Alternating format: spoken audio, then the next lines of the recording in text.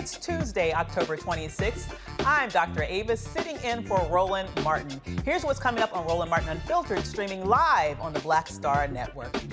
Hundreds of people joined Jelani Day's mother in Illinois demanding answers on how her son died. The coroner said his death was caused by drowning, but his family believes something sinister happened. A Wisconsin judge rules defense attorneys can call the man shot by a white man rioter, looters, or arsonists at trial, but no one can refer to them as victims. A federal lawsuit filed in Texas wants to overturn the state's GOP-drawn redistricting map for Congress. We'll have the president and CEO of the National Coalition on Black Civic Participation, Melanie Campbell, to talk about voting rights. The clemency for death row inmate Julius Jones has been postponed until a judge can decide if Jones can be added back to a lawsuit about execution methods.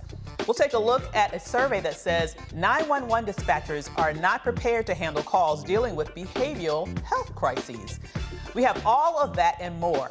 It's time to bring the funk on Roland Martin Unfiltered, streaming live on the Black Star Network. Let's go.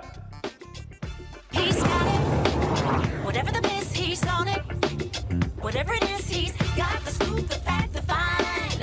And when it breaks, he's right on time and it's rolling. Best believe he's knowing. Putting it down from sports to news to politics. With entertainment just for kicks, he's rolling. It's on go, roll, y'all. It's Roland Martin, rolling with Roland now. He's funk, he's fresh, he's real, the best, you know he's Roland Martin now.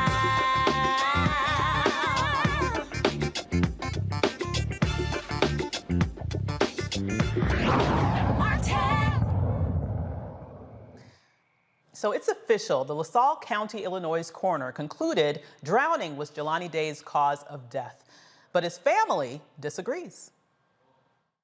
How they said where the body was found, where they said the clothes were found, where they said the wallet was found, where they said the lanyard was found. None of these are in a proper distance. None of these would be anything that Jelani would have purposely drove his car to, took off his license plate, not have his phone, throw away his keys, take off his clothes, and go into a river.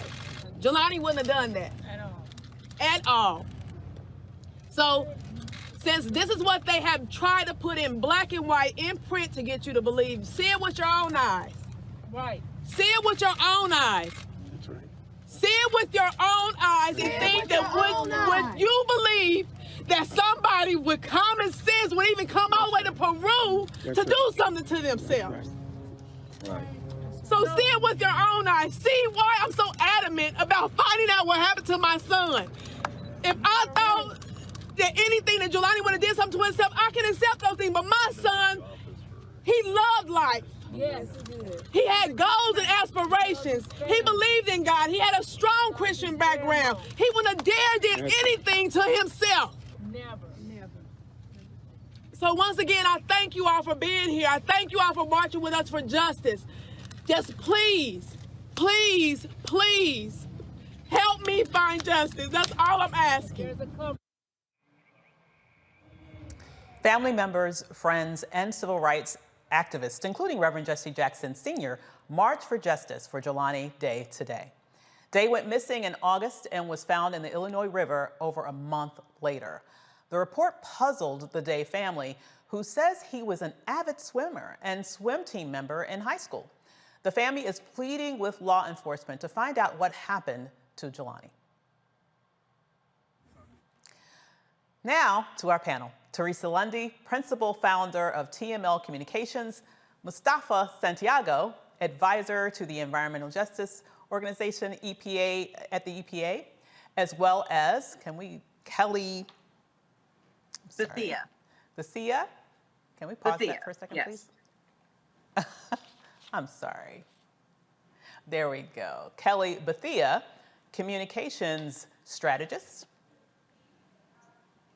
All righty, with that said, let's move on. All right, so what are your thoughts, you guys, about the Jelani case here? I mean, it does seem strange. He went missing. All of these strange things are coming up. with regards to how he was found. But according to the coroner, this was just a drowning, nothing to see here. Let's start with you, Mustafa. What do you think's going on here? Well, I think it's strange to begin with, just as the mother had called out. You know, Jelani was a graduate student. He had everything going for himself. And for those who have ever studied, you know, the things that happen around suicides, because that's, I guess, what they're trying to say that it was, you know, all these different steps that were taken, as the mother shared with folks, you know, removal of license plates. You don't hear of folks doing that, you know, of taking all your clothes off, of a number of the other things that were detailed. So there's definitely more to the story that's going on. And we know that in relationship to Black and brown individuals, when they disappear, that in many instances, you know, law enforcement will quickly move to kind of shut the case down. So I'm not saying that that's completely what's going on here, but I am saying that there are a number of pieces that just don't add up. Absolutely. I think that's fair to say at minimum. Your thoughts on it, Teresa? Yeah, absolutely. I agree with Mustafa. I think there is some really critical issues here. One, with understanding some of the nuances that are happening with the investigation, not knowing. I think the family obviously needs clarity. But I think there's more so a bigger issue here as it comes with the amount of communication that is given to the public. I think, you know, I've read probably about 4 articles where there just seems like there's a whole bunch of confusion. And usually when it starts getting into the public atmosphere in terms of communication, that's when you start to see, you know, some real divide that's really happening on the inside. So we'll see. Absolutely. And what are your thoughts about his poor mother and what she must be going through right now? Kelly, you know, can you even imagine being in her shoes? I really couldn't imagine being in her shoes at this moment, especially since the way in which we found out about Jelani Day was through a young white girl by the name of Gabby Petito, I believe her last name was. The fact that he was the example of how Black and brown people go missing every single day under even more suspicious circumstances, and yet a white girl gets, you know, all the media attention, all the law enforcement backup. They are going, you know, thoroughly combing through that case thoroughly, and yet Jelani Day's case, which is under the most suspicious circumstances I've heard of in a long time, gets virtually no media attention. It is only by way of missing white woman syndrome that we're paying attention to a Black man. And I can only imagine how frustrating and hurtful and insulting that is to Jelani Day's mom, considering the fact that he, like, by all accounts, was brilliant. He was accountable for his actions, and under no circumstances would he have done this to himself. And I said this on the show before, but, you know, allegedly, on its face, it does seem like a modern day lynching, just by way of how the circumstances and the evidence that we have seen thus far have been laid out. So, I mean, my heart goes out to Jelani Day's mother, and I really do hope she finds justice regarding what happened to her son. Absolutely. It is just unimaginable to put any family through this. And as you rightly say, what's particularly disturbing is that, you know, unfortunately, we don't want anyone to go missing, but it certainly is unfair that when white women go missing, it seems as if the world comes to an end. But when Black people, Black men and Black women go missing, it is just something that hardly gets any media coverage at all. And so we certainly hope that the family receives true justice with this specific sad case. A Wisconsin judge says that Kyle Rittenhouse's defense lawyers can call the men he shot and killed looters, rioters, and arsonists during next week's trial.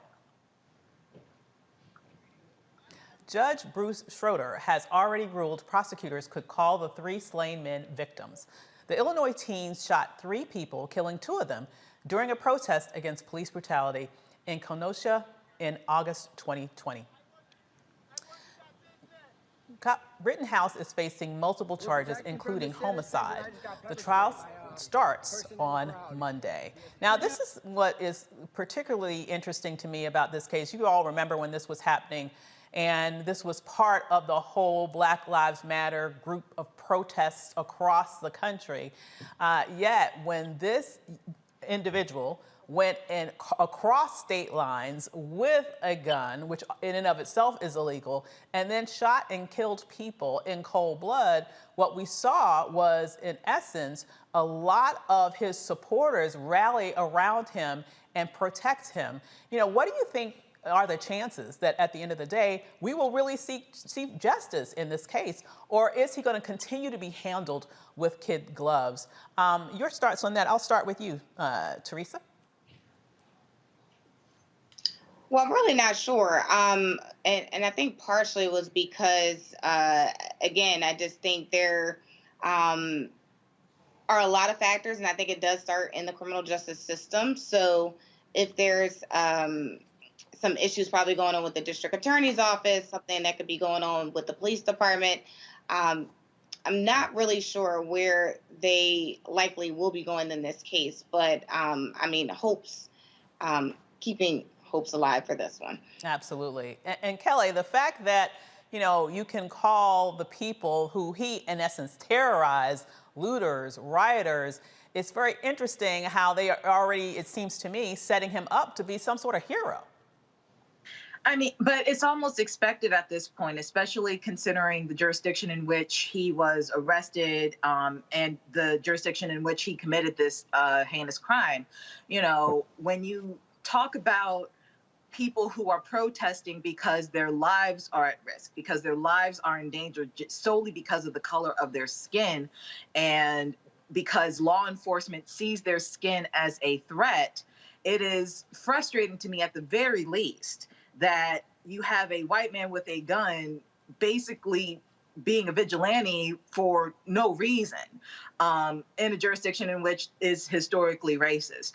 So the other point that I would want to make is that when we protest for our lives, either, you know, ethically or not, by way of, you know, property being damaged, at least it's not a body being damaged. You know what I mean? When you have sports teams who win or lose, you don't hear them being called looters or rioters or anything like that. You hear them being called passionate fans or something of that nature. But when something as important as your life is on the line, and we are protesting regarding that, all of a sudden we're looters. So, I mean, I don't know what to say in this case. I hope he gets justice, but, you know, my faith in the justice system in this regard is low. You know, those are really great points. So when you think about the fact that on the one hand, you have individuals, as you so eloquently stated, fighting for their lives, in essence, being called looters, rioters, everything else that you can name negative under the book. It's interesting, isn't it, Mustafa, that when people are now reflecting and trying to rewrite history as it relates to the looters, the rioters that participated in the January 6th insurrection, we have a complete rewriting of history and a failure to actually sort of really move forward in any strong way to hold people to account in terms of justice.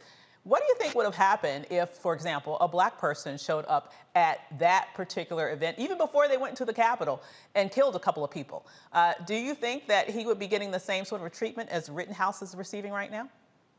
More than likely, they've been shot down in the street. If we're going to have an honest conversation about the disparities that exist in the way that enforcement happens and policing happens. And now we're seeing even these disparities in the judicial system.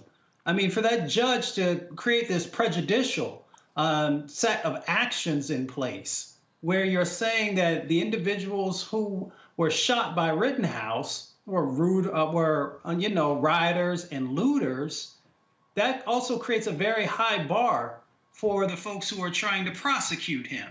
I wonder how the judge would feel, and I'm pretty sure I know what his response or her response would be if we labeled Rittenhouse as a murderer.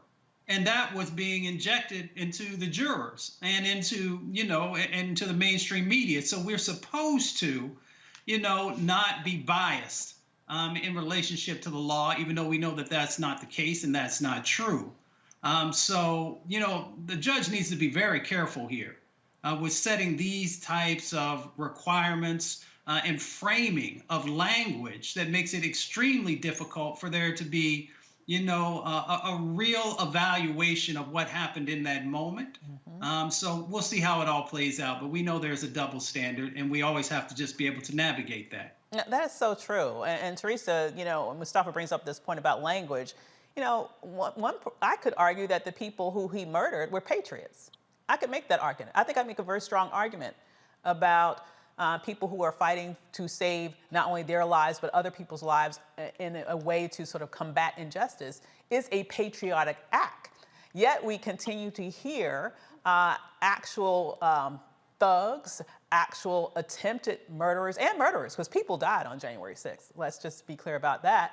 And individuals who were trying to take away your right to vote by overturning the election. Somehow things have been twisted where we have people in this country calling them patriots. Could you speak a little bit to sort of what this sort of bizarro world of language is doing to us as a nation when it comes to really being able to fight for justice right in front of our faces in instances like this where lives were lost? Absolutely. I think we are currently in a state of insanity, really, but more so as it relates to January 6th, we have found ourselves calling people who decided to cause that insurrection at the Capitol murders, patriots who are now murderers. And it's been a complete flip. And it's very interesting as we really start to talk about the power of language and also the power of using our voices and allowing it to make sure it resonates where it seems fit. There are some opportunities that I think within those who are in position and leadership, especially this case with the judge. And the judge ultimately, again, used the language that I believe he felt in his heart. And thus, especially with judges, that they're very careful with how they deliver a verdict because, it's a record. And so I think when we start to look at some of these conversations and some of these nuanced mediums and different perspectives, we have to also think critically about how we're saying and where it's going and who the audience is, because it could lead to a lot of destruction. But I think that's essentially what we're seeing now is just complete opposite, where it's working in people's favor. So for those, who don't want to be called murderers, but they want to be called patriots, they are essentially wielding their power in order to see that specific thing done. Indeed. With that, we're going to go for a break, and we will be right back.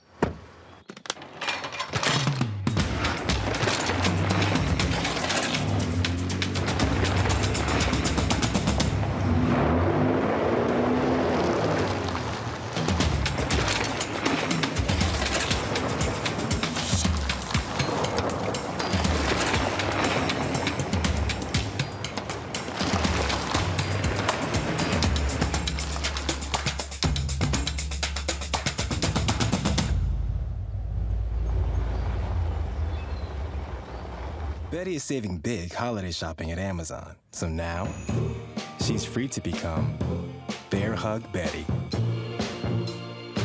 Settle in, kids. You'll be there a while. Ooh, where you going?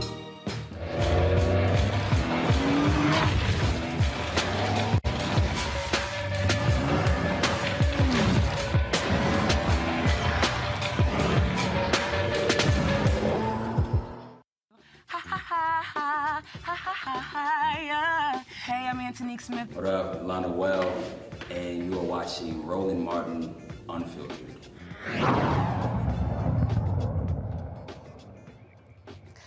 Texas Latino voting rights organizations file a federal lawsuit claiming the approved redistricting map diminishes the power of Black and Latino voters. Governor Greg Abbott and Secretary of State Ruth Hughes are named in the suit and are accused of creating the new maps to give whites most of the voting power and to provide that to Republicans as well. The lawsuit demands a new map be created to include 2 major Latino districts in South and West Texas from the border region north to Bexar County and south to the Gulf of Mexico.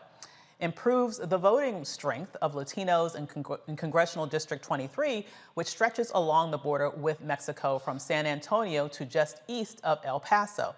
Adds a majority Latino or majority Black Latino district in the Dallas-Fort Worth area. Creates another majority Latino or majority Black Latino district in the Houston area. Texas is just one of many states battling GOP-favored redistricting maps and stricter voting laws. Joining me now is the president and CEO of the National Coalition of Black Civic Participation, Melanie Campbell. How are you doing there, Melanie? Great, sister. Glad to see you on the screen. Well, wonderful to see you, sister. I'm telling you, you are here, there, and everywhere fighting for our rights. I just want to thank you for all that you're doing, first of all. Thank you. Now, this is the time to fight, is it not? Have you seen, I know you've been in this fight forever. You've been fighting for justice for many, many years, but in your history as an activist, have you seen the voting rights of Black people under more stringent attack in the modern era than what we're experiencing right now? Not in the decades I've been out here, no. Yes, there's always been an attack on our voting rights, but it's so many layers and so many states at one time that have decided that holding on to power by any means necessary means to the total annihilation of what voting rights is in this country. And so that's why we need the John Lewis Voting Rights Advancement Act. Mm-hmm. That's why we need the Freedom to Vote Act. That's why we're going to continue to protest, as you well know, and keep pushing.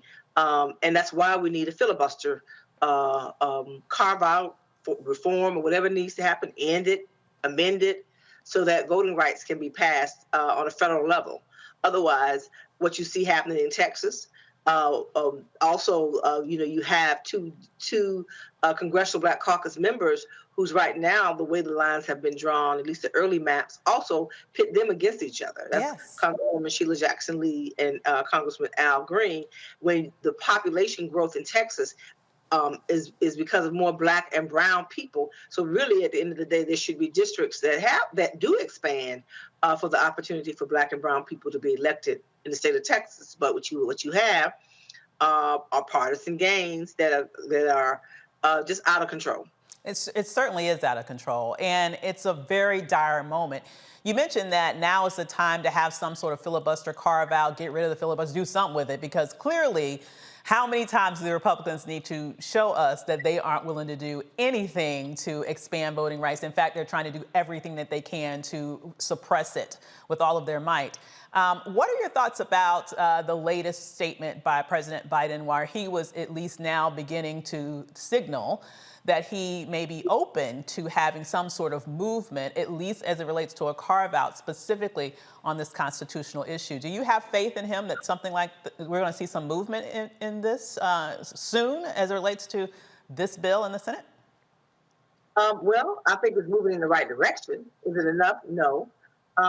What has to happen, it reminds me the way that and I'm just being factual, not partisan, as far as where I stand. But the reality is, it reminds me of how President Obama was treated by some of these same people and some of the newer ones that have come along since then. And that's we're going to make sure that you fail more so than getting anything for the people that voted, even for them. And so you have that kind of a mentality that is very determined.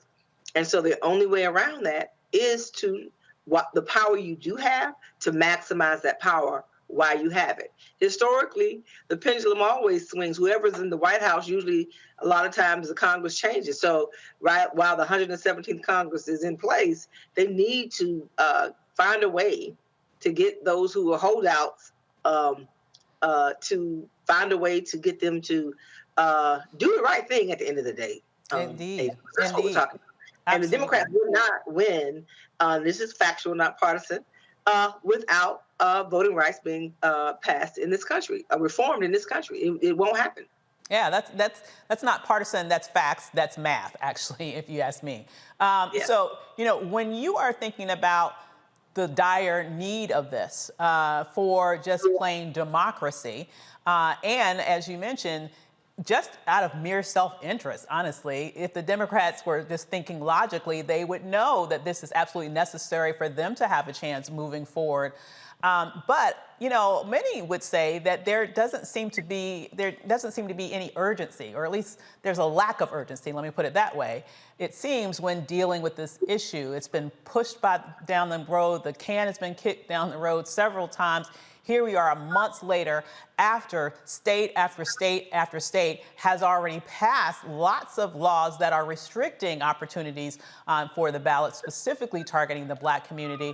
And here we are again, still struggling to get this across the finish line.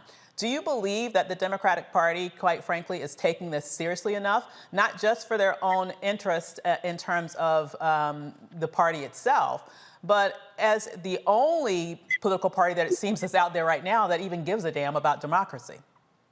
I think there's more that has to be done. I think that the administration must do more.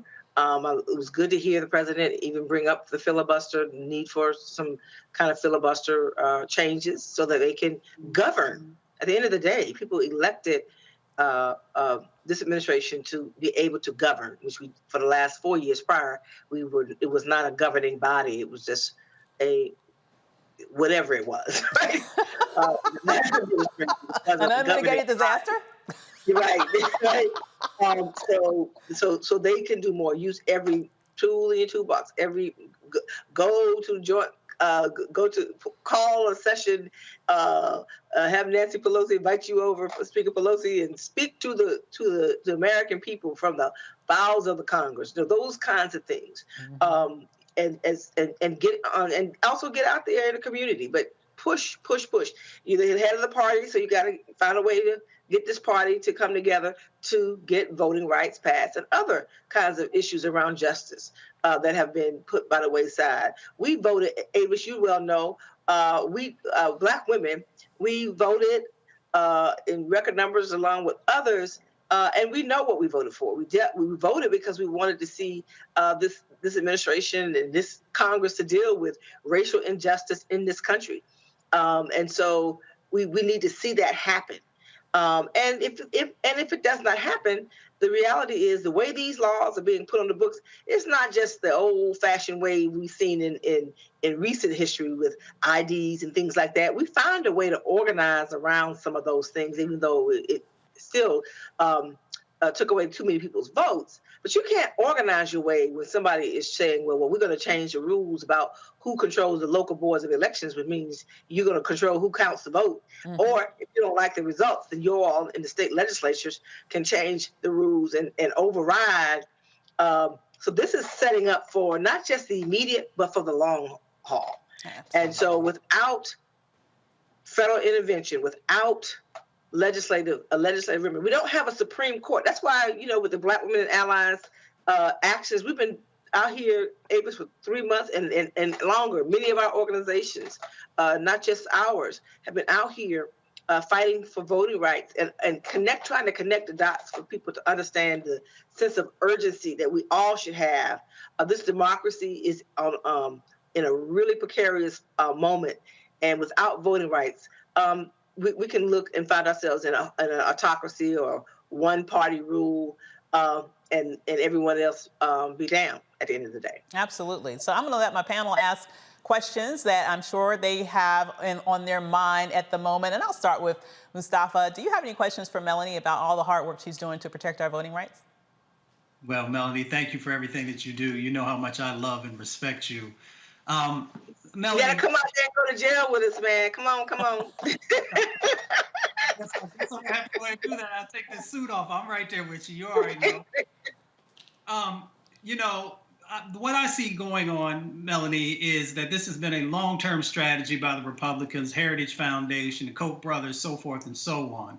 And what they're setting up is sort of an apartheid-esque system where they know that Black and brown people will be the majority, but yet they want to hold on to power. How do we help our people to better understand that these are not things that are just happening, that there's real strategy behind them, and be able to get our people engaged in the counter strategy to make sure we're doing things that benefit our community? I think that what has happened over the summer of activism, not like I said, not just with what we did with the Black Women's Roundtable, National Council of Negro Women, but what others did over the summer, what Black Voters Matter did over the summer, what Reverend Barber and all of us just really engaging our communities. And I think people showed up, right? National Action Network, many others, Roland Martin being on the road. I think that helped to keep the issue on the forefront.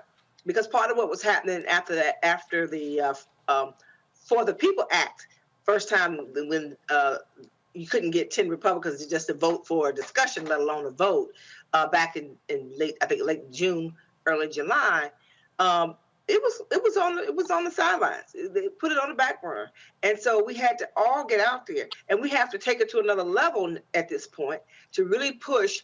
And I think the only way, based on what's been happening with these votes, not moving, we're going to have to really all fight even harder and get our people and others, because it's not a Black issue, it's a democracy issue.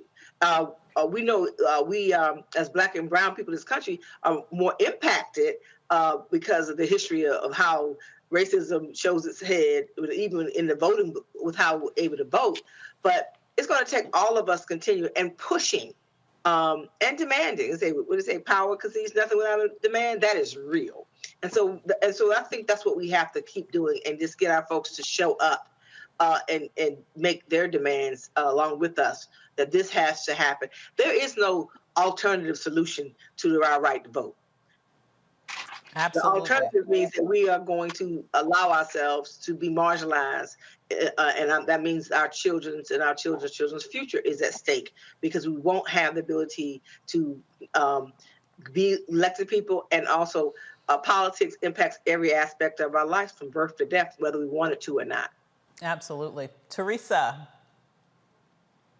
Yes, thank you so much for your work. I'm always interested on how other organizations and grassroots individuals can help in your efforts. So is it letters? Is it, making calls? Please let us know what we can do outside of Texas.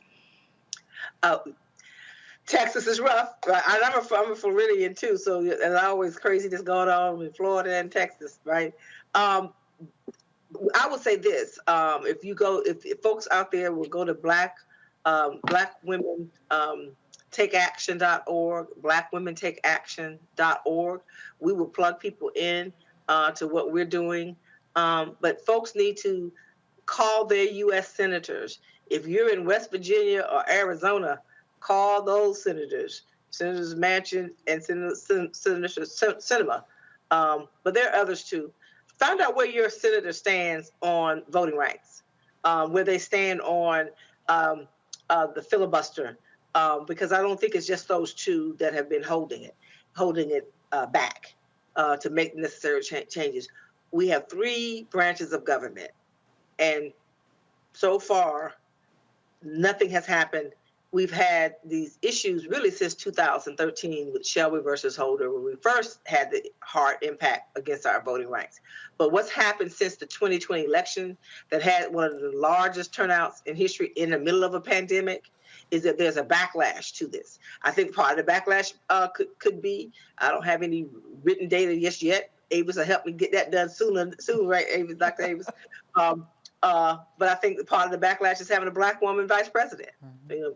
I don't think we've thought about that as much and talked about that, but backlash always happens when there's forward progress for our people. And so the reality and the fact that that this country is headed to be a majority, quote unquote, minority population. And so you have people who have this fear that somehow they won't have any power if Black and brown people who will be the majority population somehow, that their future is at stake, and they will do anything, including destroy this democracy that they claim to love so much, to make sure that there is a hierarchy that keeps white males at the top, a certain white male. Absolutely. And Kelly? Hi, again, I echo the sentiments of the rest of the panel. Thank you so much for everything that you do, and bringing this to the forefront of everyone's minds, because it is very important. I already know the answer to this question, but I want to ask it anyway so that others can really get an understanding for it. But can you explain to the audience exactly how redistricting in this manner is racist? Because a lot of the rationale is, well, I'll just move to another district and my vote will count there, or something of that nature. And that question is why Republicans and others are doing it in this way, because it is so covert and insidious and under the radar. So if you could explain exactly how this impacts Black and brown people specifically, and what we can do to combat that. Thank you for the question. At the end of the day, when it comes to redistricting, it gets into the sausage making of how you decide who you get to elect at the core. And when people, elected officials, are able to draw those districts, right, to decide they're going to pack Black people all in one area to make sure and that they only can get one Black person or elected, whereas if they had it where it was in some kind of orderly fashion, you may end up with 2 or 3 Black people elected, because the population we're not in one community. We, quote unquote, an integrated society. And so that has been used to minimize the ability for Black people to get elected to Congress, all the way down to your local school board, right? So the ability for you to be able to run for office, if you have, because a lot of Black women especially are running for office. So how these lines are drawn will determine your ability to have a fair opportunity, called fair representation, right, is what you're looking for. And so historically, we've had to make sure, because you had the Voting Rights Act that had the enforcement that if they had, certain states had to do something called, I hate to get into the weeds, but into something called pre-clearance, that the Justice Department had the power to review those changes, different types of changes like redistricting, to make sure that it was a fair opportunity for us to have ability to win, but also the ability to elect the candidates of our choice, so that we're well represented. That means just because you're Black, it's the only issue, but the ability to be able to do that, people who are from our communities, who understand our communities, who have lived experience, all of that matters. And so this redistricting thing people talk about really does impact our ability to do that. And so that's why we're fighting for the John Lewis Voting Rights Restoration Act to be passed, because it will strengthen the power of the Voting Rights Act once again to monitor and enforce fair representation as one core part of the role that they play. Right now, it's difficult to do that. Indeed. And I will just say, and I know you can't say it because you are an amazing leader of a nonprofit organization, but I can say whatever the hell I want. Listen, Democratic Party, listen, okay? You seem to be under this notion that you're going to work people, good people like Melanie Campbell, to an early grave because you don't have the backbone to do what you need to do to pass this legislation. I find it very insulting and actually racist that you expect Black people to organize their way around this concerted effort that has taken place all across this country to take away rights that our people fought and died for. And I think it's quite privileged of you to say, just organize around it. No. This is a fight that you have a stake in because you can't win without us. So you need to stop thinking that you're going to work people, good people like that, all across this country to death to fight for rights that our people have already fought and died for over and over and over again, instead of doing what you need to do with getting your own people in line so that this can be passed as a federal action. Get it together. Any thoughts about that, Melanie? What can we do to really make some movement happen? We've been waiting for months while all these laws have been passed in state after state after state after state. How can we let those people who claim that they care about democracy do what they know that they need to do more to protect our voting rights, and they need to do it now? I think we have to keep challenging them, keep making the demands, and at the end of the day, if it doesn't get done, the reckoning is coming. It just Absolutely. is. There is no such thing as out-organizing somebody who can take over local boards of elections. There's just no way around that, right? There's no way around what's happening when a sister asked about redistricting without the ability to make sure that these lines are drawn fairly. And when it comes to the future of the party that gets the majority of the Black vote, especially Black women's vote, I think you said it. You can count. So we've lived through a whole lot as a people. My prayer is that we don't have to live through continuously going backwards, but we've survived a lot.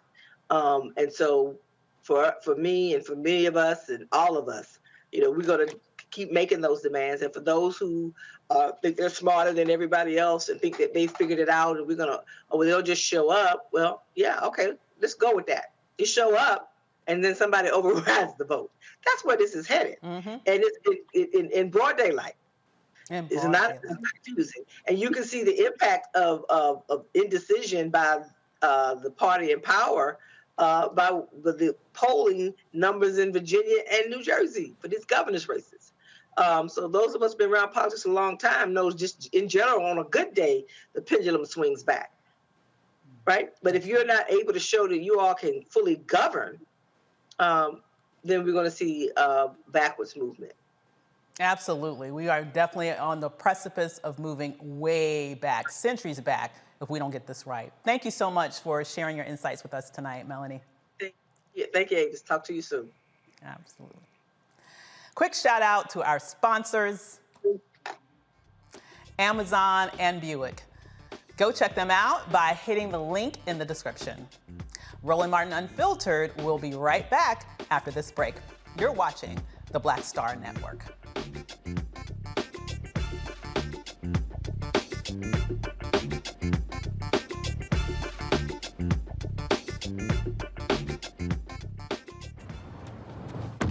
Oh, that spin class was brutal. Well, you can try using the Buick's massaging seat. Ooh, yeah, that's nice. Can I use Apple CarPlay to put some music on? Sure, it's wireless. Pick something we all like. Okay, hold on. What's your Buick's Wi-Fi password? Buick Envision 2021. Oh, you should pick something stronger. That's really predictable. That's a really tight spot. Don't worry, I used to hate parallel parking. Me too. Hey. Really outdid yourself. Yes, we did. The all-new Buick Envision, an SUV built around you, all of you.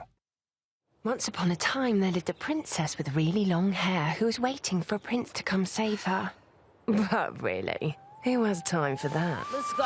Feeling myself. I'm feeling She ordered herself a ladder with Prime one-day delivery, and she was out of there. I want some hood girls looking back at it and a good girl in my tax bracket. Now, her hairdressing empire is killing it.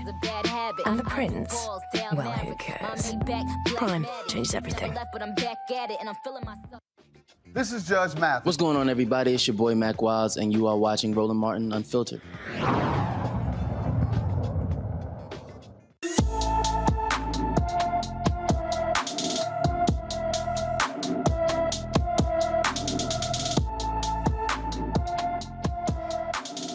Zachariah Tyler disappeared from Indianapolis, Indiana on July 30th. Zachariah was driving a 2017 gray Nissan Versa with Indiana plate number ROY 108. He's 5'5", 180 pounds, with black hair, brown eyes, and he has braces. If anyone has information on Zachariah's whereabouts, call Crime Stoppers of Central Indiana at 317-262-8477. Julius Jones's clemency hearing for Oklahoma's death row inmate Julius Jones has been delayed for a week while a federal court legal challenge is pending. The 5-member Oklahoma Pardon and Parole Board were set to hear Jones's request for clemency this morning. Jones and 5 other death row inmates want to be put back in a federal lawsuit challenging Oklahoma's lethal injection protocol.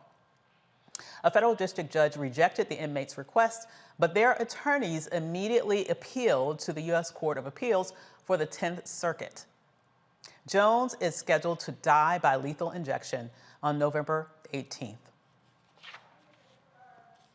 So a mistrial has been granted in the case of 3 former Georgia sheriff deputies accused of murdering a Black man they had repeatedly shot with stun guns during a 2017 arrest. Senior Judge H. Phibbs Flanders Jr. granted the defense motions for mistrial on the charges against Henry Lee Copeland, Michael Howell, and Rhett Scott in the death of Uri Martin. The jury foreman informed the court no juror had changed their mind since they began deliberating on Friday.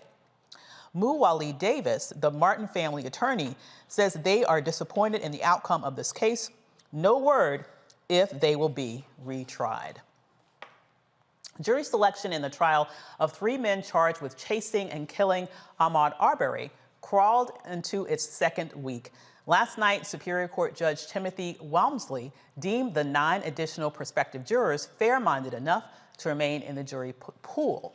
That means 32 total potential jurors have been qualified to advance since jury selection began a week ago. Defendants Gregory and Travis McMichael and William Bryan Jr. are charged with murder, aggravated assault, false imprisonment, and criminal attempt to commit false imprisonment. The trio chased and killed Arbery on February 23, 2020, while he was jogging in a South Georgia neighborhood. Eric Garner judicial inquiry. A judicial inquiry has begun into the death of Eric Garner. Advocates, including Garner's mother, Gwen Carr, requested the inquiry with hopes of finding out the circumstances surrounding Garner's death in 2014. None of the officers were ever charged with Garner's death. Officer Daniel Pantaleo, there we go, was fired 5 years later. Authorities say Pantaleo used a banned chokehold to restrain Garner. Well, and before we go to the break, I just want to bring the actual panel up to talk about that last case, because the Garner family has been through so much. And I think about the fact that the only person that went to jail that is in any way related to this case was the person who actually took the video of Garner's murder. You know, what does that tell us about what's supposedly the land of the free and the home of the brave? Kelly, I'll start with you. It tells us that our country is racist as hell. I mean, and that's just kind of the long of the short of it. The fact that, you know, and I'll never have that video out of my mind, ever. The fact that you had someone who, yes, was doing something, you know, illegal, but not to the extent of dying for it. And no, the cops didn't care. It felt like no one cared until too many people were protesting in the streets about it. And I feel like that's the case with every single Black body that has been put in the spotlight regarding death at the hands of law enforcement. Our country is racist, and we have a long way to go before we are truly land of the free and home of the brave. Absolutely. And Mustafa, you know, what are we to make of the fact that, you know, the impact that it makes on the general public to know that the only person that went to jail was the person who took the footage of that murder? What message do you think is being sent when that's the only quote unquote justice that comes out of this atrocity? Well, it sends a message that don't get involved, to look the other way. You know, W.E.B. Du Bois once shared with us that a system cannot fail those that it was never meant to protect. So when folks see these types of really egregious behaviors that are going on, it reinforces that. And that's why so many of us have worked to dismantle, those aspects of the legal system, of the enforcement system that are not helpful in the 21st century to our communities, and to rebuild that so that it is actually reflective of what the needs are of people inside of their communities. So if we continue to allow these types of things to go on, people lose less and less faith in the system. And it's hard right now because most people don't have much faith in it. So when you continue to reinforce that, then it moves people further and further away, and it creates all kinds of very negative dynamics. Absolutely. And when you think, Teresa, of where we are now as opposed to where we were then with this particular case, which at that time was famously sort of shared around this notion of I can't breathe, and we see many years later a very similar occurrence, right? But with different outcomes. What can we take from that? Is that progress, or is it just that we happen to have a Black Attorney General that in that case that took that case seriously, while this case is one that is still searching for justice? I think we actually are seeing progress, and part of it is it might not be as fast as we want it to be. I know it's not for me personally, but we are seeing progress when we start to see attorney generals being in position, and they're starting to make those type of decisions that actually can change the outcome of a case. So that's one instance. I think there are other instances where we're starting to see police reform and commissions and hearings that are being held inside of local municipalities that are saying change does need to happen. We weren't getting that before. We weren't getting anyone saying we want to hold somebody accountable. We weren't taking the necessary actions or needs in order to actually find justice. I think there's a lot of areas of probably change that actually needs to happen in order for us to see it move swiftly. But I am encouraged by, again, the educators, the advocates, the organizations, and essentially some of these nuanced lawmakers who are saying enough is enough. And those who are currently lawmakers who have been in positions for over 10 and 20 years, who are now utilizing their platforms and utilizing their voice a little bit more than just staying on the sidelines. So progress is happening. It's just not happening as fast as we want it to. Well, I think that's a good point. But Kelly, what do you think about what's going on right down the street from us in terms of, we thought we were going to get a Justice and Policing Act passed. So it was sort of dangled in front of us there for a few months, only to have it all fall apart at the end. Where's the hope in that? I want to be optimistic, but I'm a little perturbed. Let's just say that. I mean, I don't want to think of myself as a pessimist, but realistically, this has been incredibly discouraging. The fact that as Black women and Black people who have voted for Biden, we put our hope in the fact that these bills are going to get passed on our behalf. We put hope in the fact that things were going to change for our benefit and in the right direction. And it just feels like everything that we went through with Trump and the election, insurrection and the like, it was kind of all for naught, because it just feels like, to me, that Biden is appearing weak, considering that we have, 2 senators holding up all the progress in this country, it seems like. I don't want to say that there is no hope, but right now it is fleeting, because there's no one truly standing up for us in the way that we thought we were going to be represented. Mm-hmm. Absolutely. And just to sort of loop this around to Mustafa as the brother on the panel, obviously Black women also suffer abuses by the police as well, but we know that there is a special target that seems to be on the back of Black men. How does this make you feel to see that over the years, we've continued to see this injustice time after time after time after time. We can't even get an anti-lynching bill passed in this country, much less this issue of justice in policing. What needs to happen to actually bring police departments in line so that they will stop this all-out assault against the Black body?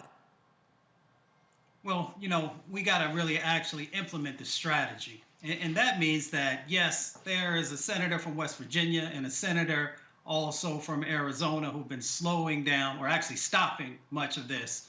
But there are also, you know, a handful of folks who call themselves moderate Republicans who still have not stood up on any of these issues as well. So we have to begin to really take a deeper look at where are they getting their money from.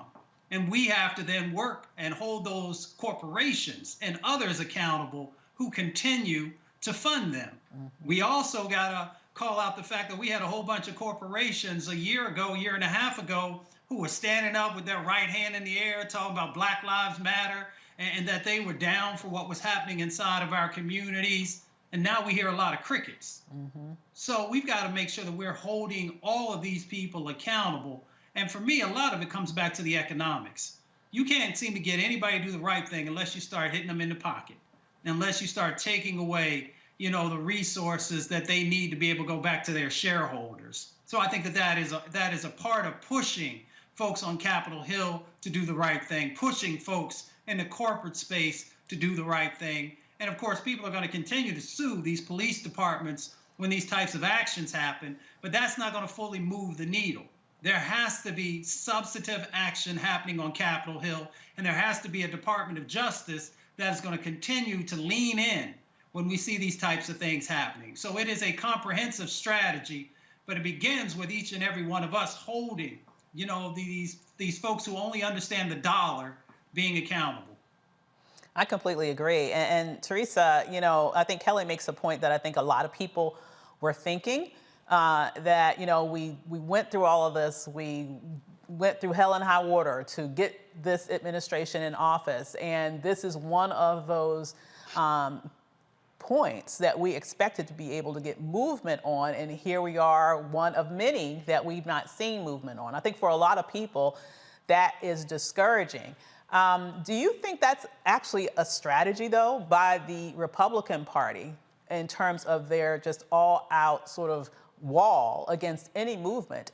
Is the ultimate chess game to make people like us so discouraged that between that and all of the voting rights legislation that they're passing in states across the nation, they will not only undermine the Black vote, they will suppress the Black vote because of sort of a lack of belief in the system. So in both ways, they end up advantaged. Do you think that's really part of a grander strategy?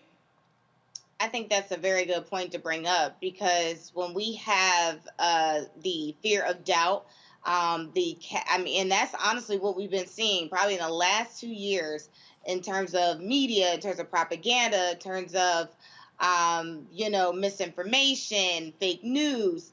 That has been the strategy, it seems like, for the last 2 years, is to cast out where, you know, again, we have people who don't already believe in the system. We have poor people in communities of color, Black and brown communities, are saying, you know, the government assistance just is not working for them. So there has been a lot of issues that I think, again, will also continue to cast out, that I think the administration has been trying to get a handle on. I'm talking about Biden's administration. But I do believe as they try to figure out a grander plan, I think there is room for this bill and many others at least to come to the forefront. But before, I think there were bills that were just kind of there, but there was no progress. I think at least we saw progress, but I think we've been seeing more and more voices. We've been seeing more advocates. So I'm not sure if their strategy is working, because we're seeing a whole nuance of people, nuance strategies, nuance in organizations, and more funding that is helping these people in their efforts. But I hope that's not their grander strategy, because if it is, you know, I think they already lost their queen. Well, thanks, panel. I'm telling you, as usual, you give us much to think about, and I'm hoping that we make some movement on this in some way, shape, or form. Big thanks to Nissan and Amazon for partnering with Roland Martin Unfiltered and the Black Star Network. You can check them out by hitting the link in the description. Roland Martin Unfiltered will be right back right here on the Black Star Network.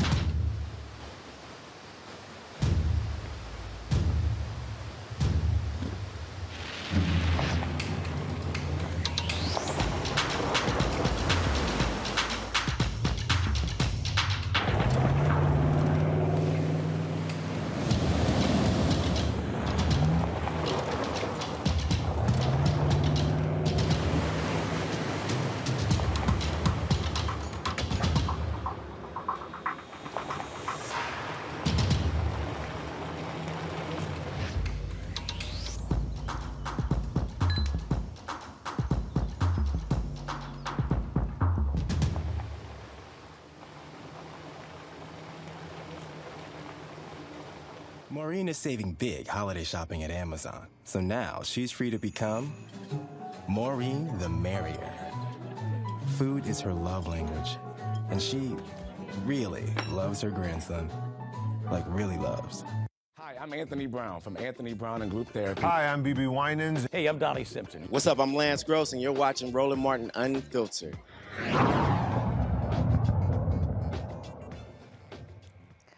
President Biden is hopeful his legislation for 2 major spending bills will pass.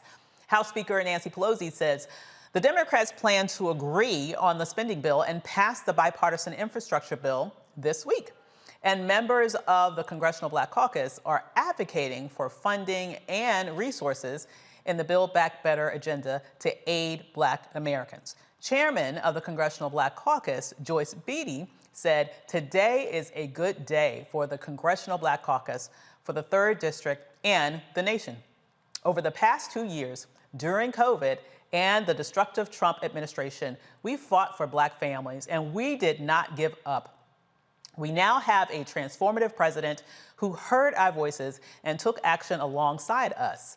We diligently championed 3 issues and are proud to see their inclusion in this reconciliation package. In the past several weeks alone, I have met with the White House more than 5 times to demand that Black families be prioritized in his final package. This is an important start, and it demonstrates progress. We've marched and we've raised our fists throughout our nation's history. Courageous Black Americans and members of the CBC have fought and been arrested and died for progress. We know the stakes have always been high in defense of Black lives. So we pushed hard for HBCU funding, housing vouchers, and enhanced child tax credit, and others. And while voting rights and criminal justice reform were not part of the Build Back Better agenda, we continue to bring these up because these are non-negotiable for the CBC's standpoint. We fought for real issues that are important to real people. The Congressional Black Caucus remains committed to ensuring Black families have a seat at the table as discussions conclude. We will continue to work with the president to meet the uniqueness and urgency of this moment. We will not waver in our commitment to Black families across this nation. Democratic leaders are urging progressive and moderate party members to unite to get the bills passed. Panel, where do you think we are with this? Teresa, I'll start with you. Now, this has been, I think, a lot harder than the Democrats probably anticipated, okay, when they started going down this road, okay? And it seems like it's not even, we can't even blame the Republicans that much for this one. It's a whole lot going on inside the Democratic Party that has been roadblocks. We've been hearing, we're gonna vote, and then it hasn't happened. Do you think that something is really gonna move forward now in the 8th hour? Absolutely. You know, as long as there are ticking times on the clock, I do believe there is always opportunity. But you look, I was encouraged, you know, by President Biden's town hall on CNN, and many others were, and he seemed very excited. You know, his team, you know, probably, you know, during the special was literally talking about their, you know, ways to get out of this, and it's going to look better and it's going to be better. So I think I'm very excited. I am wondering if, you know, the next steps, like everyone else is, but I am very hopeful because, again, I just don't think that we've come this far to really kind of leave it behind. So I think it's happening. It's just a matter of time. I hear you. So, Mustafa, you know, there was a little bit of a hiccup when it had to do with the environmental components of this bill. And, you know, what are your thoughts around what's apparently been negotiated out and what's left? Like, is it enough?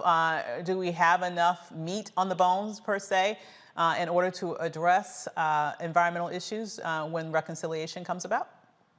Well, I'm over here rubbing my hands because I'm trying to figure out exactly how I want to break it down for you. I mean, it's a good first step. I mean, that's just real talk. You know, there are some foundational elements. This is transformational if it plays out the way that folks hope it plays out. Because when dollars leave the feds and go to the states and the counties and the local governments, you got to make sure that resources are actually making it to the communities that need them the most, the ones who are often unseen and unheard. The Justice 40 initiative, which means 40% of the benefits are supposed to be going to communities of color who've been carrying the burden. We'll see how that actually plays out.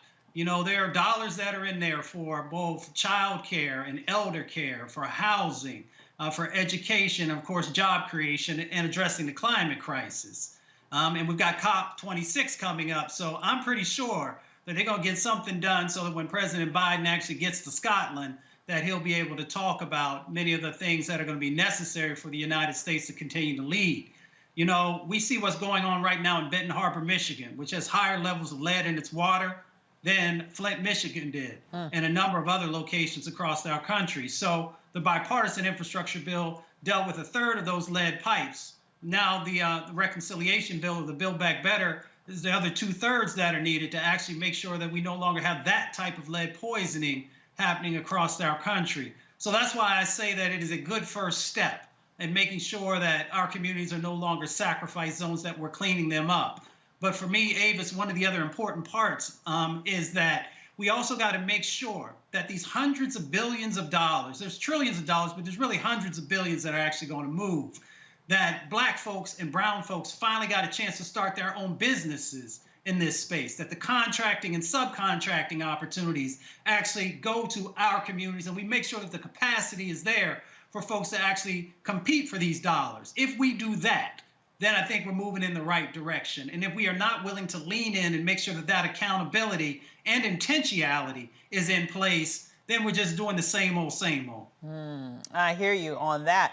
Now, when you think about this, though, Kelly, is the real deadline here not necessarily Scotland, but the Virginia governor's race, or what's going on in terms of politics, and the fact that, you know, we've seen President Biden's approval ratings go down, down, down, like he's playing limbo in the past few months. And I think a lot of it harkens back to a point that you raised previously. I think people are just kind of very discouraged with the lack of progress that's happening right now. Do you think that that actually is providing the incentive that's necessary for the two sides of the Democratic Party to come together, to come to some level of agreement so that we can push something across the finish line before these two upcoming governor's races in Virginia and New Jersey? I think that it's a combination of both the governor's races and the trip to Scotland, right? Because on the national side of things, you want the Democrats to look like they're a united front, right? But on the international side of things, you want to look like you have your country under control.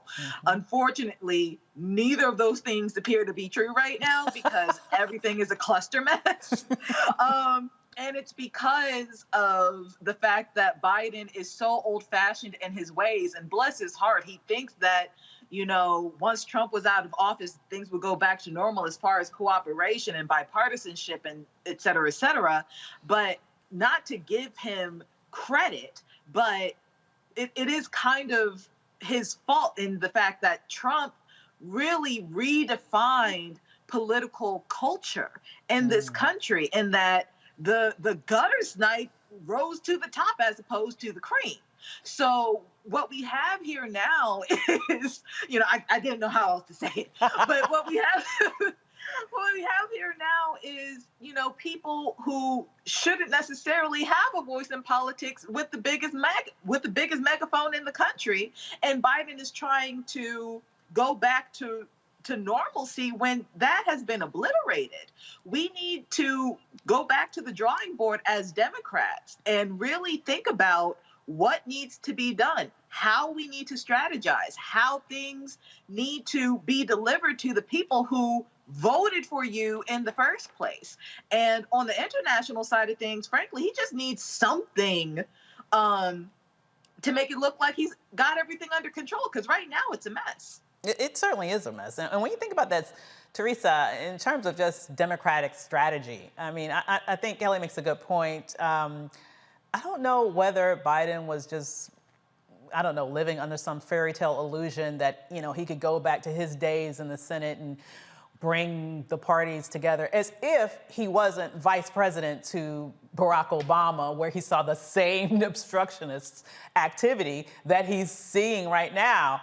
At what point will the Democratic Party stop getting stuck on stupid in terms of this, you know, hope for bipartisanship, which to me, I've described it before, and to me, it's just like Lucy pulling the football away from Charlie Brown. They fall for it every time, and instead understand that when you are in power, you take that power and move. The other side seems to have that down, and we're the only ones wasting time doing nothing on these, you know, fateful runs trying to get bipartisanship that never happens. What is it going to take to get the Democratic Party to change its strategy around what it really takes to govern in the modern era?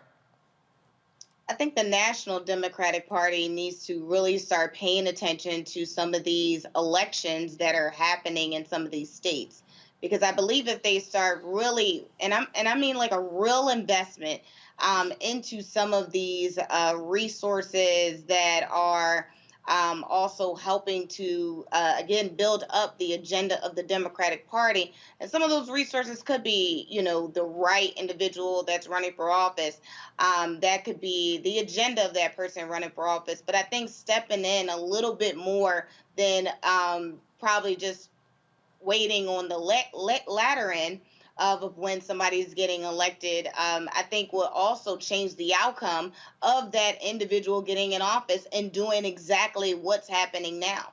So I think a different type of approach, even for I love chess, I would always, you know, probably and I've worked on many campaigns, right? So local, statewide, and federal, but it just seems that when it comes to getting some of the early support on a candidate that really believes in the values of the Democratic Party, they always are, unfortunately, don't get the position that is due to them. So they kind of go to party favorite. So I think they need to get on the page there. If they can do that, maybe a different type of outcome can happen. And we don't have to have these type of conversations where it's holding up budgets and billions of dollars where it can reinvest and grow our economy. Well, when you're thinking about what's really on the platter now, if this goes through, as you rightfully pointed out, Mustafa, you know, this is a lot of money. This is a lot of money. And if we can be positioned correctly, this could make a big difference in the lives of people all across the country, and specifically within the Black community on some of those key issues that the CBC fought for and others.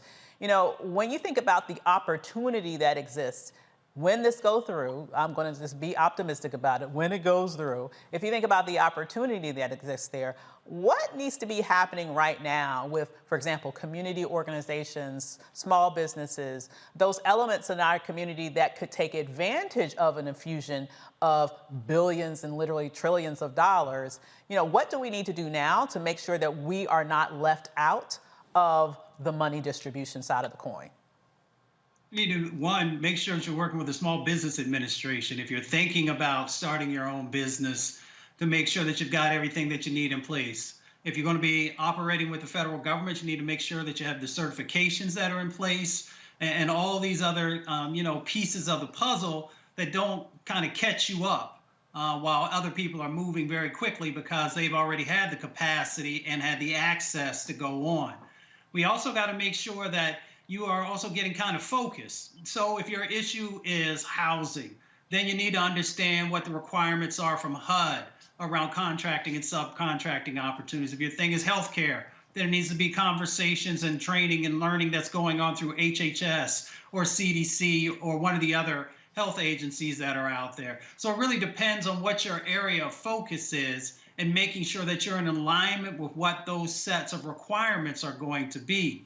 And then, of course, also working with your state agencies to make sure that you got it in place as well. Because here's the reality of the situation, Avis. There are a number of studies that are out there. Even when we look at federal contracting and subcontracting opportunities, and when we get past that category of women and minority business owners, and we get down to the minority business owners, we see the number of people who are in that pool shrink considerably, and we got to make sure that we're actually expanding that to make sure that everybody who has an interest in being in this space has that opportunity. The last part that I'll raise real quickly is on the corporate side of the equation.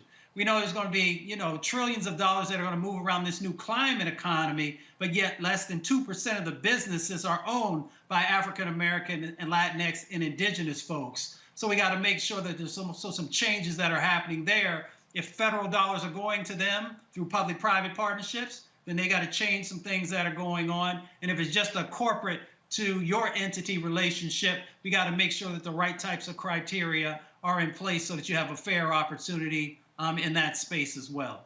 Completely agree. Great advice there in every respect. So fam, please check out our partners, Amazon and Buick. You can hit the link in the description for more information. You're watching Roland Martin Unfiltered on the Black Star Network. We'll be right back. Oh, that spin class was brutal. Well, you can try using the Buick's massaging seat. Ooh, yeah, that's nice. Can I use Apple CarPlay to put some music on? Sure, it's wireless. It's something we all like. Okay, hold on. What's your Buick's Wi-Fi password? Buick Envision 2021. Oh, you should pick something stronger. That's really predictable. That's a really tight spot. Don't worry, I used to hate parallel parking. Me too. Hey. Really outdid yourself. Yes, we did. The all-new Buick Envision, an SUV built around you, all of you. Once upon a time, there lived a princess with really long hair who was waiting for a prince to come save her. But really, who has time for that? Let's go. Feeling myself. I'm feeling She ordered herself a ladder with Prime one-day delivery, and she was out of there. I want some hood girls looking back at it and a good girl in my tax bracket. Now, her hairdressing empire is killing it. And the prince, well, who cares? Prime changes everything. What's up, what's up? I'm Dr. Ricky Dillard, the choir master. Hey, yo, Peace World, what's going on? It's the Love King of R&B, Raheem Devon, and you're watching Roland Martin Unfiltered.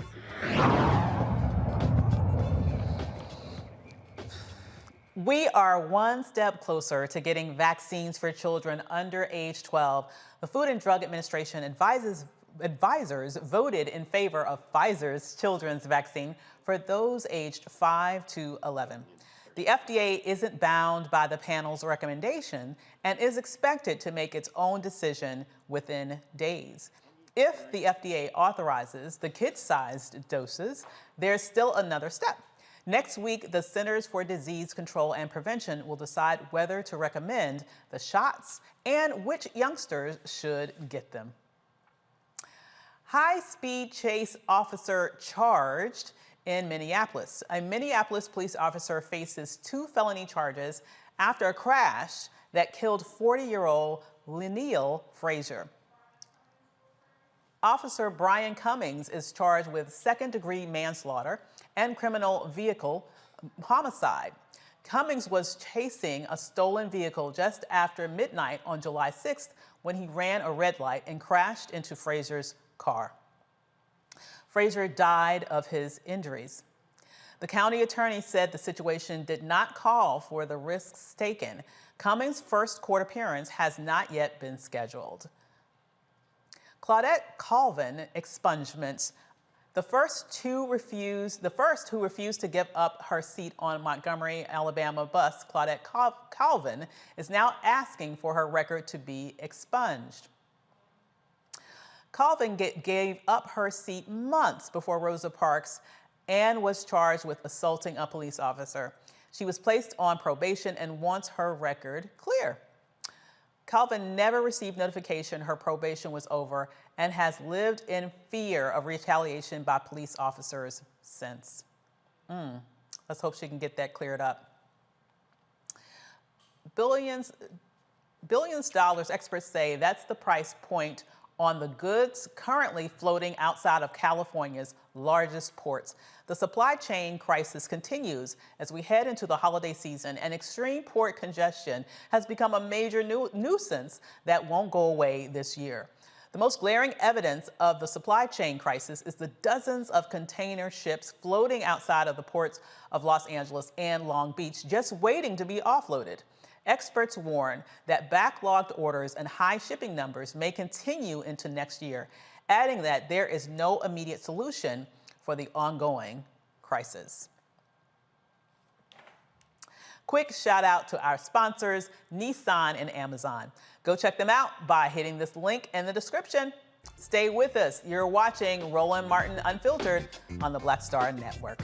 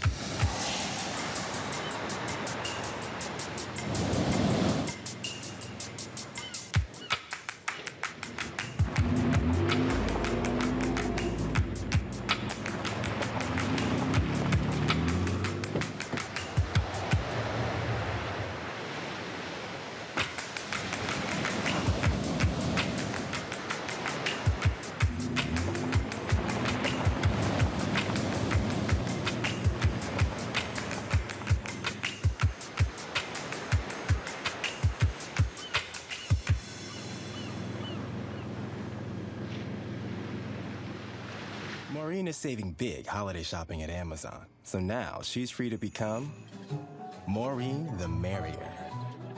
Food is her love language, and she really loves her grandson. Like, really loves. My name is Charlie Wilson. Hi, I'm Sally Richardson Whitfield. And I'm Dodger Whitfield. Hey everybody, this is your man Fred Hammond, and you're watching Roland Martin, my man, Unfiltered.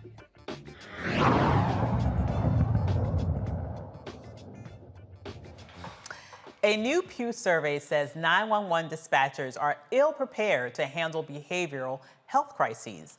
The survey highlights the lack of resources these dispatchers have to aid callers suffering from mental health illnesses, drug overdoses, and homelessness. 37 call centers in 27 states responded to the survey. Most call centers do not have a standard training model to help those experiencing a behavioral crisis, and most dispatchers do not have the tools to respond appropriately. Most urban and rural crisis centers surveyed did not have access to a behavioral health clinician. Having trained staff to deal with crises is critical to saving the lives of those in vulnerable states. We have seen many instances where someone dies at the hands of an officer who, in actuality, needed a clinician to assist them with their crises. Teresa, starting with you, I mean, this This is such an important issue. As you know, we just said, we have seen many instances where someone is facing a mental health crisis, people call the police, and unfortunately the person who needs help ends up getting murdered by the police. How important is it that we find a way to make sure that we are able to address these mental health crises by people who are actually qualified to address those issues? Yeah, we actually had a situation earlier this year right here in Philadelphia where that same exact issue happened. And it was so unfortunate because again, it's almost like inhumane that people just don't understand that everybody functions different. And so the handling of every person in every situation in any conversation needs to be handled with care.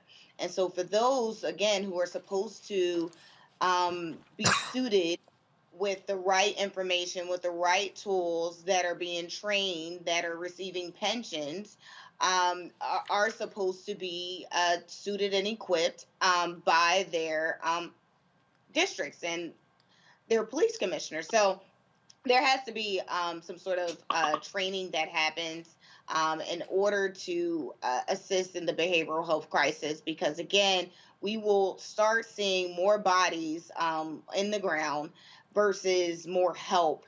And again, I think as much as we have a 911 call, maybe there is another number. Maybe there is a 511 call that is for emergency, behavioral health crisis. So we have to take it as serious as we do when we call 911 for the, any type of crisis, but maybe there needs to be a nationwide mental health hotline that people can use to help in their that situation. Mm-hmm. And what I found very interesting about the survey, it just seems like no one's getting the help that they need. There is a dearth of services available in urban areas. There's a dearth of services available in rural areas. I guess maybe the suburban people, maybe they have access to it. I don't know. But that to me sounds like you're talking about most of the country. Why do you think, Mustafa, this seems to be an issue where we have just generally failed to make the investments that we need to as a nation in order to make sure that we have the infrastructure that we need to provide services to people who are facing behavioral health crises? Well, we still see mental health issues as taboo, even though we're finally starting to evolve and grow in our country. And we know in our communities, how many times folks often have to suffer in silence in many instances. In 2019, we had 51 million people in the United States of America who were suffering from mental health related illnesses. And 1 in 5 of those folks had a serious mental health crisis that was going on.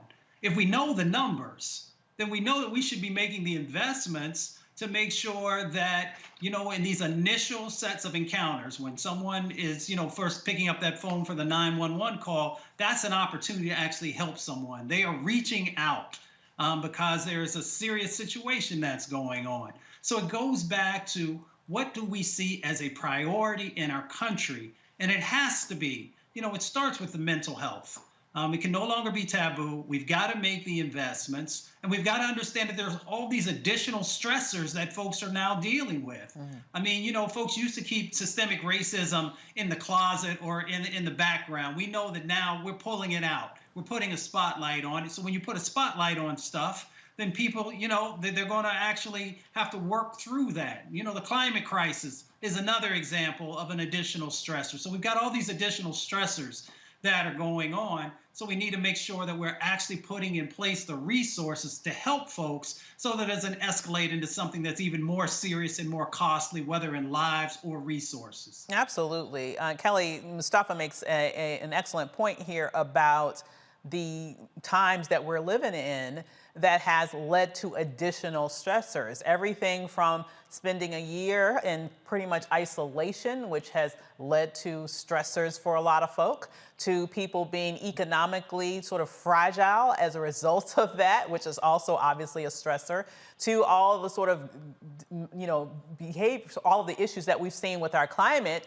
that has led to a lot of turmoil and dislocation from people's homes. I mean, there is stressor after stressor after stressor that people are dealing with right now in this very heightened and very unique moment. You would think that with that being the case, there would be some desire to do more to address this issue. But still, I mean, what do you think it will take? Because I'm not seeing a lot of evidence that there is a desire to really go forth and do something big as it relates to making sure that we have support for people who have behavioral challenges. Honestly, and again, I'm not trying to be a pessimist. I do feel like I am a realist in this matter and many others, but I think what it's going to take is a white person dealing with a mental health crisis on a massive scale to the extent that it gains national attention. Like I said in a previous segment, this country is racist. And a lot of the times, 9 times out of 10, the way that things get done in this country is when a white person is actually disenfranchised.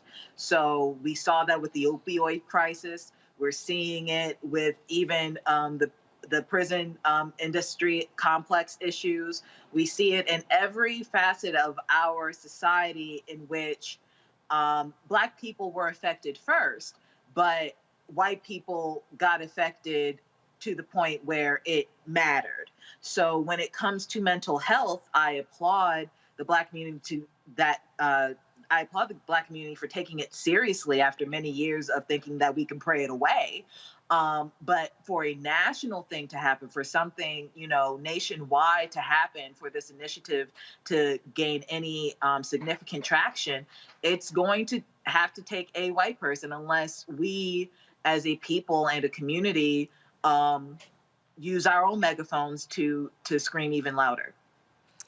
Man, I have to say, unfortunately, I kind of agree. When you look at what happened with the opioid crisis, all of a sudden people discovered that drug addiction was a sickness and not a criminal activity. So it's a sad repeat of history, unfortunately, it sounds like with that. With that said, we have to toss to a break, but we'll be right back.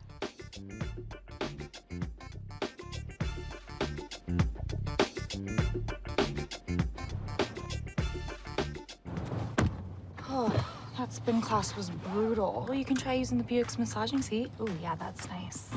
Can I use Apple CarPlay to put some music on? Sure, it's wireless. It's something we all like. Okay, hold on. What's your Buick's Wi-Fi password? Buick Envision 2021. Oh, you should pick something stronger. That's really predictable. That's a really tight spot. Don't worry, I used to hate parallel parking. Me too. Hey. Really outdid yourself. Yes, we did. The all-new Buick Envision, an SUV built around you, all of you. Betty is saving big holiday shopping at Amazon. So now, she's free to become Bear Hug Betty. Settle in, kids. You'll be there a while. Ooh, where you going? Hi, I'm El DeBarge. Hey, yo, Peace World. What's going on? It's the Love King of R&B, Raheem Devon, and you're watching Roland Martin, Unfiltered.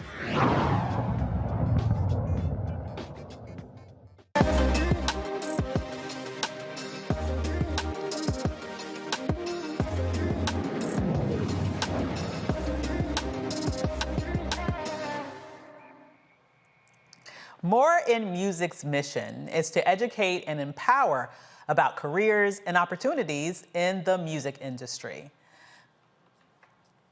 Their various programs give insight into the music business and allow participants to learn from peers and experts. Joining us from Los Angeles is Noelle Chestnut Whitmore, founder of More in Music. How are you doing there? Great to see you. Hello, how are you, Dr. Avis? I am doing great. Now, I love the fact, Noelle, that you have an organization here that's about, I would call it the business side of the music industry. Can you tell me more about what you're doing with More in Music? Yeah, so I started More in Music in 2019 after reflecting and spending some time with God and really asking him how I can be more impactful. I've been blessed to be in this business since I was very young. I started as an artist first, and I'm a firm believer that you can give back at any point in your career. So I wanted to be very intentional about setting a clear example for myself as well as for other industry peers to create opportunities for us to be more communicative and inspire change and support for one another.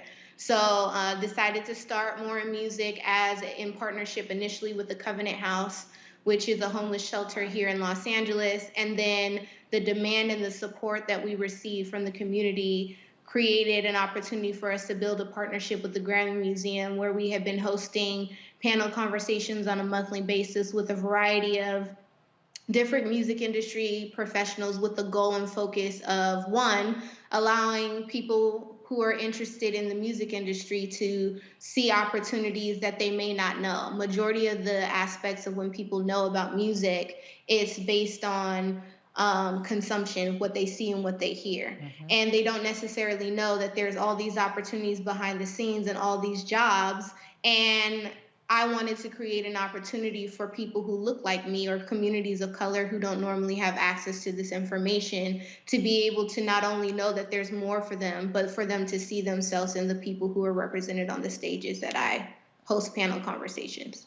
I absolutely love this, and this makes actually the name of your organization even more beautiful, no pun intended, because you're exactly right.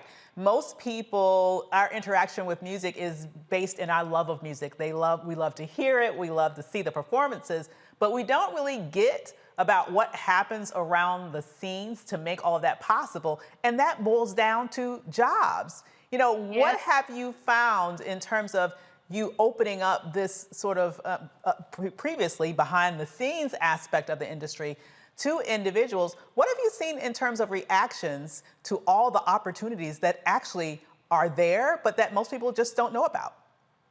I've seen so many people be inspired and, more importantly, come out of those conversations with opportunities.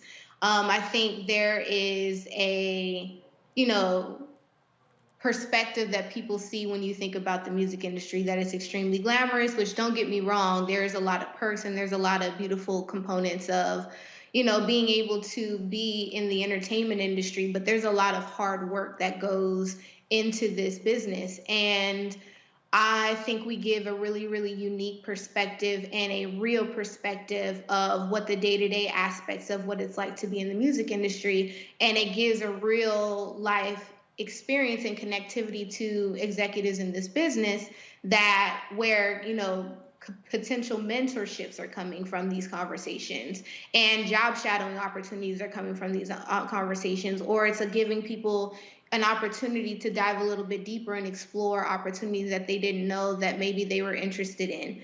As I think about my career, I've been in the music industry in the live experiential space for the past 12, 13 years, but I stumbled into that at 19 years old. Imagine if I was 9 years old or 10 years old and I knew that I could do what I do now, how that would change the trajectory of my career and how it would create opportunities for generational wealth and increase for my family. So my goal and my focus is to create those opportunities for communities that normally don't have access to that information, and give them the opportunity to know that there's more for themselves outside of the traditional workspace. And everyone loves music, but there's opportunities for you behind the scenes as well. I really love that, because, it's my thought that, we are, like, as I mentioned, we're used to seeing what's in front of the camera. But as you mentioned, behind the microphone / behind the camera, behind the stage, there is so much that goes into that. Would I be wrong in assuming that typically those off the stage sort of opportunities are well paying and are largely not represented by people who look like us? Correct. Yeah, I think it really traditionally depends on what aspect of the music industry that you're in. So, like, for example, for me, as a woman, as a Black woman in the live space, I'm usually one of, if not the only, or one of the few. And again, not only is it important for me to create opportunities for people who look like me, I need people to understand, especially communities of color, especially Black people, to understand that this culture and this music is traditionally built, or is built, off of our oil, like my friend Crystal would say, and our heritage and our roots.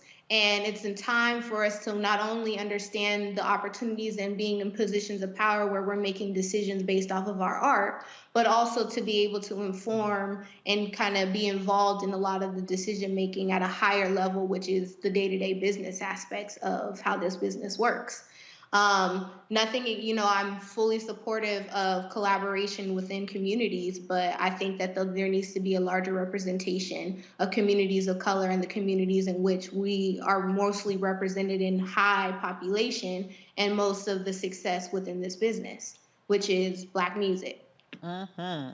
You said a couple of things there that really resonated with me. You talked about power and you talked about business and having the ability to make your own decisions about your own art. I think all of those are such important concepts. But as you well know, unless you are in the position, in those decision-making positions, you can have as much talent in the world, but if there are other people somewhere else making decisions, they can in many ways undermine or undercut your success. So it's important that we have representation everywhere. Wouldn't you agree? Absolutely. And I think, from a cultural perspective, we all have a very unique lens and background that I think is extremely important for us to bring to these work settings. When we're coming to these board meetings or coming to these, positions where we're able to have diverse voices from not only, again, culturally, but even from as a woman. I have a very different perspective than a Black male in this business. Mm-hmm. And I think it's extremely important for us to think about not only representation within all aspects of the business, but diverse voices across the industry. I hear you. I'm going to let my panel jump in because I'm sure they'd like to ask you a few questions as well. Mustafa, what questions do you have for Noel? Well, Noel, thank you for everything that you're doing. I spent a couple years at the Hip Hop Caucus, so I had a chance to work with a number of just amazing creatives throughout the whole sort of the hierarchy of all the various opportunities. I'm curious, when you are focusing on mentorships or internships, how far does that go down? Does that go down to high school or junior high school? And is a part of it, which I'm hoping the answer is yes, also about teaching folks about ownership in this space? Yeah, so since we are still relatively small and new, so we were founded in 2019, my main priority going into 2022 and 2023 is to build strategic partnerships with high schools and with elementary schools. What I learned when we first started and we built the partnership with the Grammy Museum is okay, cool. We found an organization that does a lot of this community building and development work. But the biggest issue is accessibility. Being able to get a middle school or a high school student to come to me at the Grammy Museum, we realized shortly after was not necessarily the easily accessible from a transportation perspective. So it's my goal and my mission to meet them where they are. And not only to meet them where they are, but to create opportunities for them to, again, see themselves by putting a variety of different panelists from a variety of different backgrounds so that they can connect with them in a way that, that person is from where I'm from. And they might be interested in something that I didn't know that was possible for me until I saw them. Teresa, your thoughts? One, congratulations on the organization. I actually have been in your shoes as it relates to not being a music artist, but I've worked behind the scenes with production companies that handle music artists. So believe me, when I tell you there are not many Black and brown people behind the scenes, you're absolutely right. There is more, and actually you probably get more access being behind the scenes and maybe humming or something and somebody catches you and you get that opportunity. So my question for you is your target audience maybe, because I feel like there has been this outpour of junior high and high school students. Have you maybe target some of your efforts towards the youth? Because I believe their talent is starting on social media, and I feel like we don't want it to end on social media. So think your program would be a good segue. Yeah, and I'm sorry, you said to the youth. I just want to make sure I understand The correctly. high school and junior high kids, yes. Yeah, that is definitely the goal. When I first thought about creating more music, the people that I had in mind, the young people I had in mind were young people. Were the 9, 10, 11, 12 to 17 and 18-year-olds. Because again, I think when you have access and creating opportunities and knowing that there's something outside of, again, consumption, when you think about, again, I listen to music, and the only thing that I might have exposure to is the fact that I can be a rapper, and maybe I'll know that I can be a producer. And then I see it through a music video or visually, and then I might, again, okay, I can be in the video, or maybe I might ask the question that, oh, who created this video? But even still, a lot of kids, a lot of young people are not asking those questions because they don't know to ask a question. They're only thinking about it from a passive consumption perspective. So my goal is to your point, to target them and have them explore a little bit more of like, let me ask the question of who created this video. I don't want to just watch this video. I want to understand who created this and what goes behind that, and how do I explore career paths in there. Like, is that something I can kind of target for going to school? So my goal, especially with the diminishing art programs, is to try to create a gap where there is still some level of exposure to music and entertainment through that, since you can't traditionally get to know the music industry anymore through performing. Like, my introduction to the music industry was through performing and singing and being in the band. And with that not necessarily being a priority in the school system now, I'm concerned about the future of the music industry and being more focused on creativity and being from a creative perspective. So our goal and our mission is definitely to target the youth for sure. Great. Kelly. Again, thank you for this. I feel like I've heard you on Clubhouse a couple times regarding this matter, and the input and the advice that you have given me and so many others. It's really profound because you don't hear it, and certainly don't get to hear from someone who looks and sounds like you. I guess my question for you would be, what roles do you think? And I preface this by saying, I know we need representation in every facet outside of just outward facing artistry, but what roles do you think are needed the most, and specifically most immediately, that is lacking Black and brown faces within the music industry?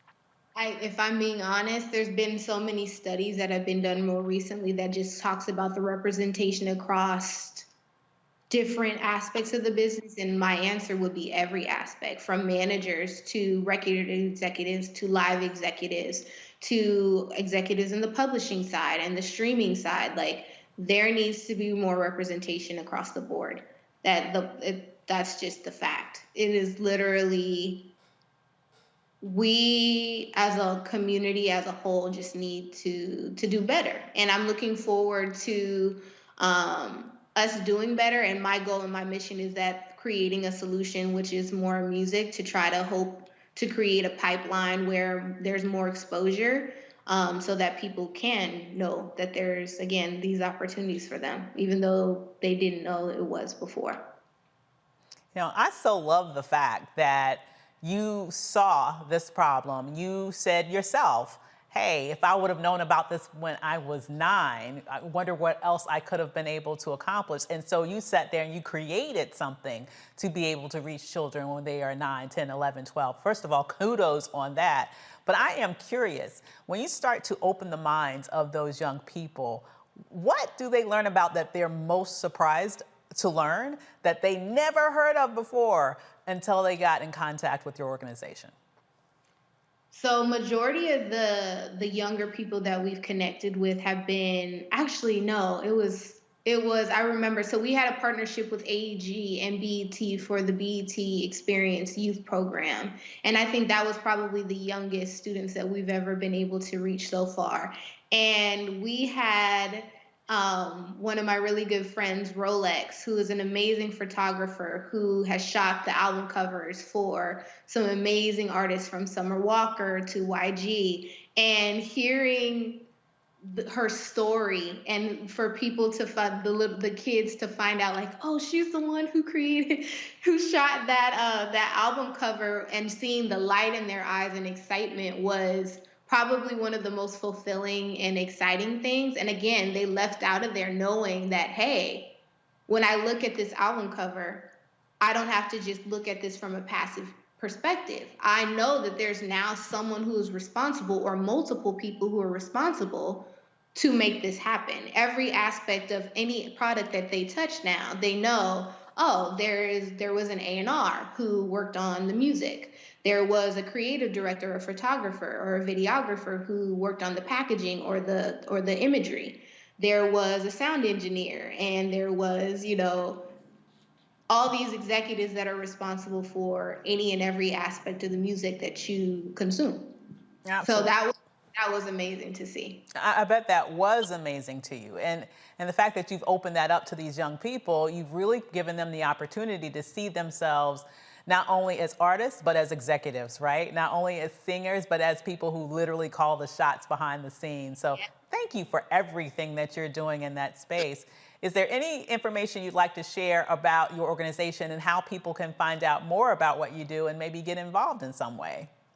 Yeah, so we are, because of the pandemic, we have not been doing any public in-person programming, but you can go to moreinmusic.org to kind of keep track of all the programming that we have been doing. We've been doing a lot of programming on Clubhouse right now, and then we have a partnership with Vivo where we are streaming some of our podcast series. And then I'm working on a new series right now that is focused on songwriting that we are hoping to launch in the new year. And then hopefully the Grammy Museum will open back up and we'll be able to get back in do more programming. So you can go to moreinmusic.org or More in Music on Instagram for more information to follow the programming that we have. Well, thank you so much for all you do. What an incredible idea. And thanks for all of the young people. I'll thank you for them. All the wonderful opportunities that you are exposing to them that otherwise they'd never have any idea about. Thanks for joining us tonight. Thank you for having me. You are welcome. A bust of Black Panther Party co-founder Huey Percy Newton was unveiled this weekend in Oakland, California for the organization's 55th anniversary. This is the first permanent public art piece honoring the party in the city of its founding. Many love him to this day, revering him as a man who sought to unite all Black, impoverished, and oppressed people against racism. Newton was killed in 1989. Quickly from the panel, I would love to get your reaction on, I think, a long overdue honor for Huey P. Newton and the Black Panther Party. Any quick takes from any of you around this day, really being able to recognize the 55th anniversary of this amazing organization? Yeah, I'm honored. Unfortunately, I was born exactly at 89, so I did not have the opportunity to meet Huey and some of the members of the Black Panther Party. But I have to tell you, in my 32 years of living, I have been inspired about their movement, about their passion, and about the strategy that really, took place upon its foundation in 1966. Because I think that's important as we all talk about advocacy and grassroots organizing and understanding our rights and understanding civil liberties and understanding our rights as just humans and Americans under this country. So I think this is the one step towards something else greater. But again, it's also so inspiring and also very just a humbling experience to happen, especially in 2021. Absolutely. Mustafa, I'd love to hear your thoughts. I mean, this is an amazing moment. It's a historical moment for our country to actually honor both our brother and, the broader Black Panther movement, which still plays out today. If you look at what folks are still fighting for, the Panthers are already doing it around education and housing and healthcare and jobs, which was 4 of those foundational elements. And of course, Black liberation as well. So, I'm just honored to still be around to be able to see something like this happen. And for us to begin the long process of honoring so many of the folks who were in the Panther Party who gave so much and still continue to this day. You are exactly right. And, you point to, I think, a very important thing that we all remember is the long-standing contributions of this organization, not only for our liberation, but how they institutionalize things that we take for granted today. So, for example, the school breakfast program. Most of us don't even realize that really was an emulation of what the Black Panther Party started, making sure that kids went to school not hungry, but with a full belly of food. What are your thoughts about this particular long overdue honor? Kellyanne. I'm sorry. It's fine. Again, it's long overdue. I'm incredibly happy that he's finally being recognized in the way that he deserves to be recognized. It's unfortunate that he is not around to see how far we've come and honestly how far we still have to go. I think that people forget that, we still do have a long way to go, and that is okay. At least we aren't where we were. And I feel like Huey P. Newton, if he were alive today, would still be striving for the greatness that he was, that the Black Panther Party was. And honestly, just lighting a fire under everyone's butt, making sure that we are moving towards the freedom that he envisioned. I think you are exactly right. Thanks so much, panel. It's been great talking with you this evening. And thanks to all of you for joining us here on Roland Martin Unfiltered. If you would like to support us so we can continue bringing you the stories that matter to us, you can donate to Roland Martin Unfiltered. Be sure to download the Black Star Network app. It's available on all platforms. I'm Dr. Avis Jones-DeWeaver, and it's been fun to be with you here tonight. Thank you, Roland, for giving me this opportunity, and I look forward to seeing you guys next time. Roland will be back tomorrow. Have a wonderful evening, and to imitate Roland, holla. See you later.